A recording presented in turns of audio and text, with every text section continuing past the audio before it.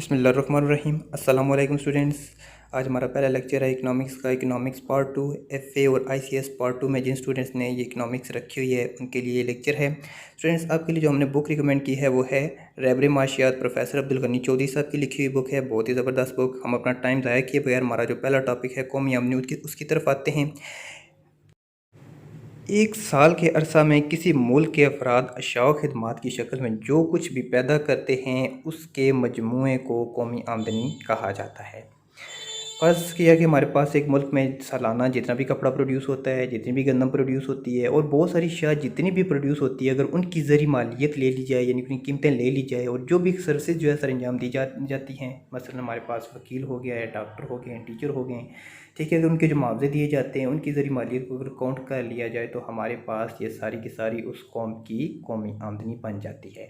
मतलब कि एक साल के अरसा में जो कुछ पैदा किया गया और जो कुछ हमारे पास खिदमात की सूरत में जो सर्विसेज सर अंजाम दे के जो कुछ हमने कमाया उसकी सारी ज़री मालियत को काउंट कर लिया जाए तो ये उस कौम की या उस मुल्क की कौमी आमदनी कहलाती है। स्टूडेंट्स, मुख्तलिफ माहिरीन ने कौमी आमदनी के मुख्तलिफ तस्वुरात पेश किए हैं कि कौन सी जगहों पे या किस मुल्क में या किस जगह पे कौमी आमदनी को किस किस नाम से बुलाया जाता है या किस किस नाम से पुकारा जाता है। सबसे पहले हमारे पास है ख़ाम कौमी पैदावार, खालिस कौमी पैदावार, इसके बाद है ख़ाम मुल्की पैदावार कौमी आमदनी, इसके बाद शख्सी आमदनी और काबिल तसर्रुफ़ शख्सी आमदनी।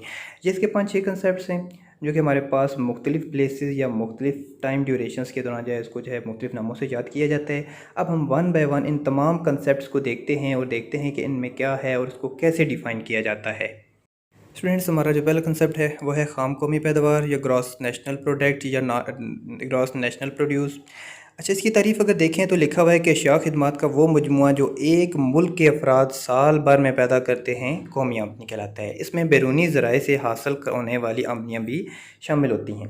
जैसे कि हमारे पास देखें बहुत सारे पाकिस्तानी लोग जो हैं वो फ़ॉरेन में काम कर रहे हैं, ठीक है, वहाँ पे बिज़नेस कर रहे हैं, ठीक है। हमारे एक तो हमारे मुल्क में जो कुछ लोग कमा रहे हैं वो सारे का सारा कौमी आमदनी में हमने शामिल करना है। इसके अलावा जो हमारे भाई बैरून मुल्क काम करते हैं, मुलाजमत करते हैं, वहाँ से जो पैसे भेज रहे हैं और इसके अलावा जो हमारे बिजनेसमैन दूसरे ममालिक में बिज़नेस करते हैं और जो कुछ वो कमा रहे हैं वो सारे का सारा कौमी आमदनी में या ख़ाम कौमी पैदावार में हमने शामिल कर देना है। और इसी तरीके से बहुत सारे फार्मर जो हैं वो पाकिस्तान में काम कर रहे हैं, कारोबार कर रहे हैं, काम कर रहे हैं और जो कुछ वो कमाते हैं वापस अपने अपने मुल्कों को भेज देते हैं। तो लिहाजा ख़ाम कौमी पैदावार में उस इनकम को, उस आमदनी को जो है वो मनहा कर दिया जाता है, यानी कि निकाल दिया जाता है। ख़ाम कौमी पैदावार में उसको शामिल नहीं किया जाता। हमारा नेक्स्ट टॉपिक जो है या नेक्स्ट कंसेप्ट जो है तसव्वुर जो है वह ख़ाम मुल्की पैदावार। ख़ाम मुल्की पैदावार की तारीफ देखें तो लिखा हुआ है किसी मुल्क के अंदरूनी ज़राए से हासिल होने वाली अशिया व खिदमत की वो मिकदार जो एक साल के अरसा में पैदा की जाती है ख़ाम मुल्की पैदावार कहलाती है। सिंपल से हम कह सकते हैं कि एक मुल्क की जो बाउंड्री है, उसका जो बॉर्डर है, उसके अंदर जो कुछ पैदा किया जाता है एक साल के अंदर अंदर तो वो ख़ाम मुल्की पैदावार कहलाता है। बैरूनी ज़राए से जो कुछ हम कमाते थे, चाहे फार्मर हमें भेजते थे, हमारे पास पाकिस्तानी बहुत सारे लोग जो बैरूनी ममालिक में काम कर रहे हैं जो कुछ वो भेजते थे, या जो हमारे कारोबारी लोग जो है बाहर कारोबार करके पाकिस्तान में भेजते थे, वो ख़ाम मुल्की पैदावार में शामिल नहीं किया जाएगा। और बिल्कुल इसी तरीके से बहुत सारे फार्मर पाकिस्तान में काम कर रहे हैं, ठीक है, जो कुछ भी वो कमाते हैं वो सारे का सारा ख़ाम मुल्की पैदावार में शामिल किया जाएगा। मतलब हम कह सकते हैं कि एक साल के अंदर मुल्क की जो बाउंड्री के अंदर चाहे हमारे वो मुल्की थे या गैर मुल्की थे, उन्होंने जो कुछ भी प्रोड्यूस किया है वो सारे का सारा ख़ाम मुल्की पैदावार में शामिल किया जाएगा। नेक्स्ट टॉपिक है हमारा खालिस कौमी पैदावार। हम इसको कह सकते हैं गला तसव्वुर हमारा कौमी आमदनी का। जब हम कोई चीज़ जो है प्रोड्यूस करते हैं तो ज़ाहिर सी बात है हमारा सरमाया या हमारी मशीनरी जो है उसमें कुछ ख़राबियाँ आती हैं वक्त के साथ साथ और हमें उन पे भी अखराजात करने पड़ते हैं।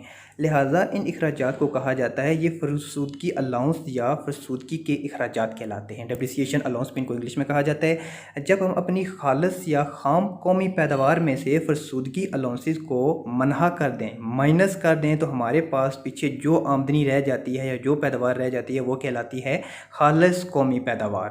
हमारा जो नेक्स्ट टॉपिक है या नेक्स्ट कंसेप्ट है वो है कौमी पैदावार या कौमी आमदनी। तो जो हमारे पास इनकम कोई अफराद कमाता है या जो हमारे पास जो कौमी आमदनी होती है वो सारी के सारी हम उसको ये नहीं कह सकते उसकी सारी कौमी आमदनी है। इस पे कुछ टैक्सेस भी लगते हैं। अगर हम इन टैक्सेस को निकाल दें और बाज़ औक़ात गवर्नमेंट जो है वो कुछ अशिया पे या कुछ लोगों को कुछ प्रोडक्ट पे जो सब्सिडीज़ देती है या हाने देती है, अगर हम इन हानों को जमा कर लें तो हम कह सकते हैं जी है हमारे पास कौमी पैदावार या कौमी आमदनी बनती है। मतलब अगर हम खालिस कौमी आमदनी में से या खालिस कौमी पैदावार में से बराह रास्त टैक्स जो होते होते हैं या हमारे पास सेल्स टैक्स वगैरह होते हैं, अगर उनको निकाल दिया जाए और हमारे पास तमाम सब्सिडीज़ जो गवर्नमेंट देती है अगर हम इनको ऐड कर लें तो हमारे पास बनती है कौमी पैदावार या कौमी आमदनी।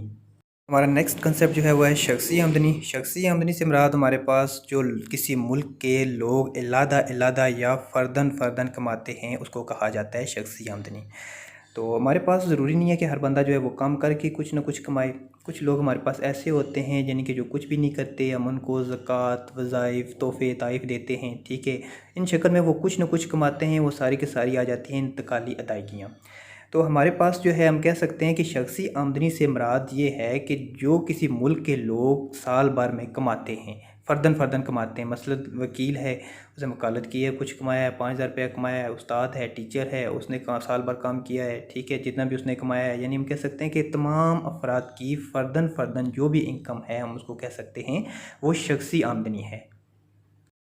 हमारा नेक्स्ट टॉपिक जो है वो काबिल तसर्रुफ़ शख्सी आमदनी है। काबिल तसर्रुफ़ शख्सी आमदनी से मुराद ये है कि हमारे पास लोग जो कुछ कमाते हैं वो सारे का सारा अपनी मर्ज़ी से खर्च नहीं कर सकते, बल्कि वो क्या करते हैं, इन पे कुछ टैक्सेस भी लगाए जाते हैं। जैसे कि हमारे पास इनकम टैक्स वगैरह लगता है, तो लोग जब अपनी आमदनी में से इनकम टैक्स वगैरह कटवा के सारे टैक्सेस देने के बाद उनके पास जो कुछ बच जाता है वो अपनी मर्ज़ी के साथ वो जहाँ चाहें वो खर्च कर सकते हैं। तो हम इसको कह सकते हैं जी हमारे पास काबिल तसर्रुफ़ शख्सी आमदनी की ऐसी आमदनी है कि एक फ़र्द अपनी आमदनी में तमाम टैक्स अदा करने के पास जो कुछ उसके पास बच जाता है वो काबिल तसर्रुफ़ शख्सी आमदनी कहलाता है।